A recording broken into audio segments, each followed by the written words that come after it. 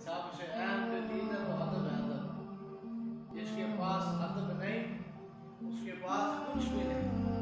जिसके पास अदब आ गया वो बाअदब बन गया, और फिर वो हर एक मंजिल तक पहुंचा। जिसके पास अदब है, अदब नहीं तो कुछ भी नहीं।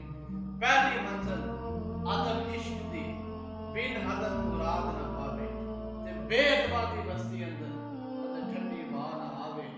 अदब तो बाद इबादत केड़ी जेड़ी रब तक पहुंचावे। आदम दुनिया सारी होती तेनू ये दौलत मिल जावे। हाज़रीन मोहतरम, सबसे अहम चीज है अदब। अल इस्लाम कुल्लुहु अदब।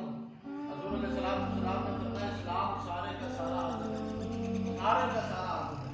हाज़रीन मोहतरम बरादरान इस्लाम, फकत एक बात है कि अपने दिल के अंदर अदब पैदा करें, अदब पैदा करें। बेखसूस सबसे बड़ा अदब जो है वो हज़ूर अलैहिस्सलाम की ज़ात है। फिर